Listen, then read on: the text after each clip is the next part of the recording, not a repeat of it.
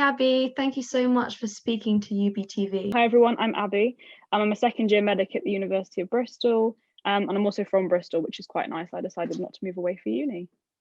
So this is quite a large first question, but I wanted to ask you, what has the impact of COVID been on medical students' curriculum? So when it first started in March, there was a lot of, we were at GP placements and also doing a little sort of teaching sessions in the hospitals, and obviously they kind of got put on hold, and then everything just moved online, as with most people.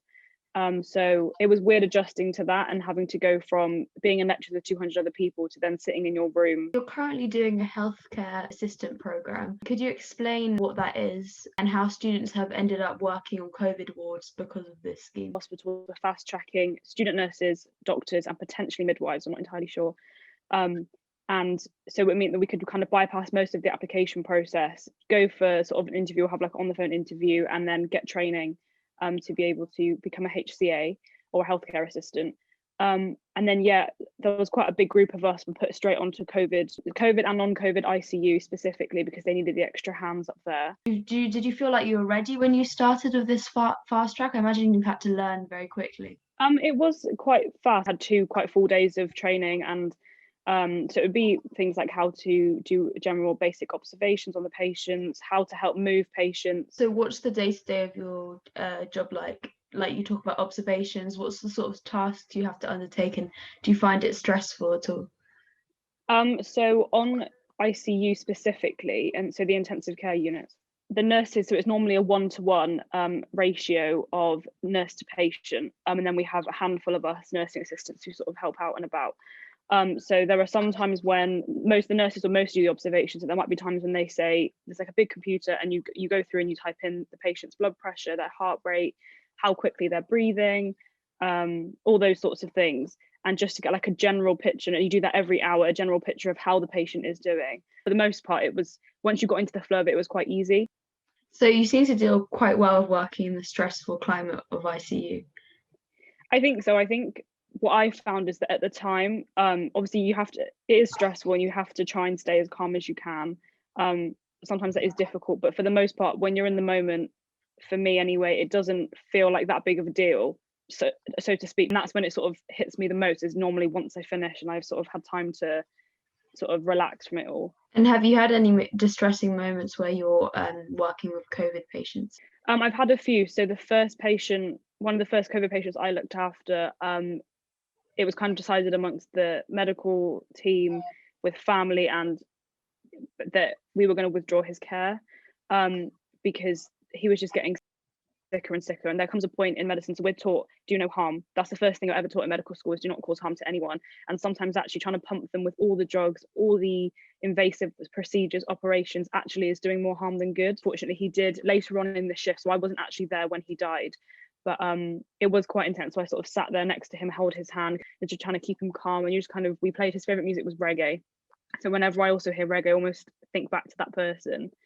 I think the most key thing for me is that all the patients I looked after who have died, I seem to remember their names more than anyone else. You were in very close contact with this COVID patient. You sat there, held his hand. Yeah. What sort of other things were you like nursing him in a sense? I know you were an assistant, but in quite close contact.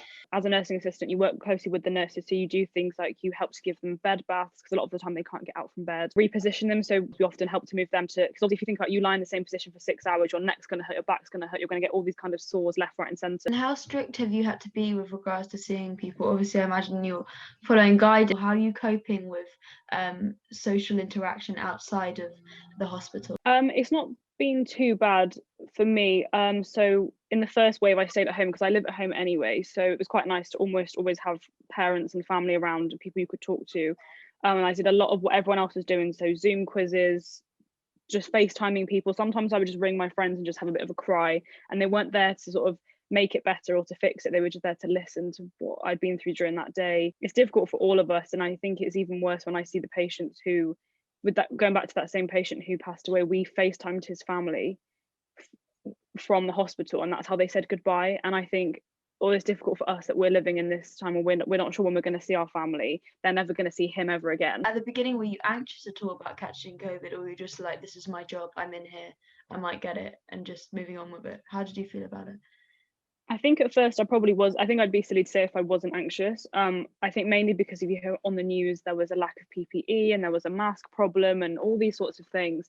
So every few hours we'd have sort of like PPE wardens who would come around. They would check our stocks, make sure we had all the respirators, the gowns, everything that we needed. And have you had COVID?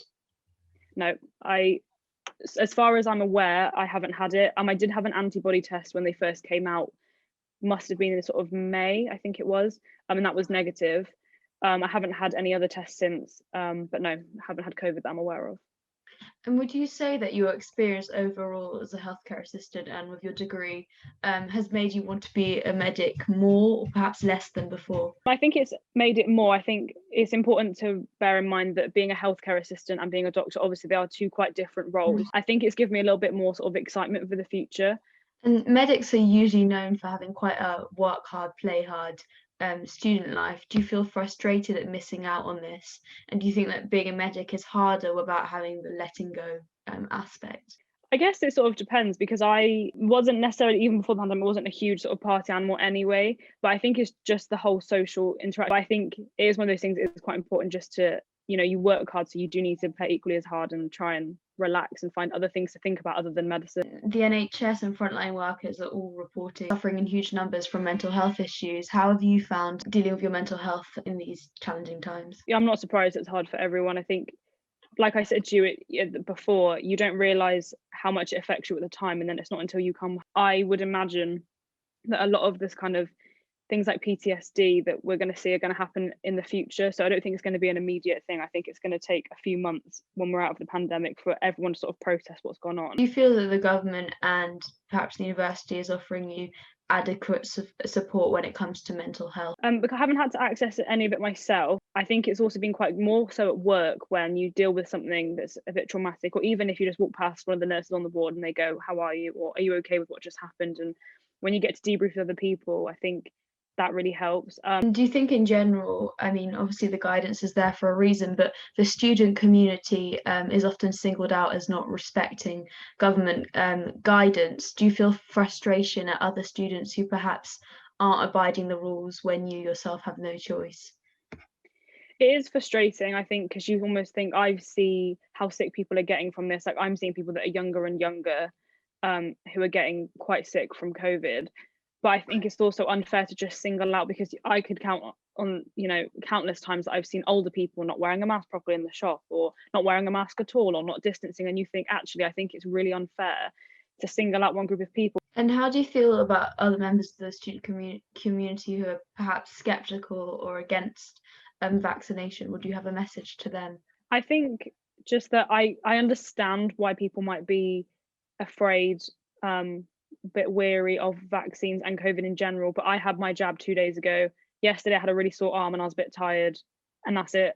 And I think it's probably potentially a lack of education. Like, if you don't understand how the science works behind it, of course you're going to be a bit like, oh, I don't think I want to take that. Just as a final question, I was wondering if you have a message you'd like to share with other medics. Hopefully we're getting towards the end of this. It's really nice news with the vaccine that everyone's, I was really pleased when I got mine the other day, and it's nice that I'm starting to see a lot more people who are getting offered to it, and that there is light at the end of the tunnel. Thank you so much, Abby. Thank you.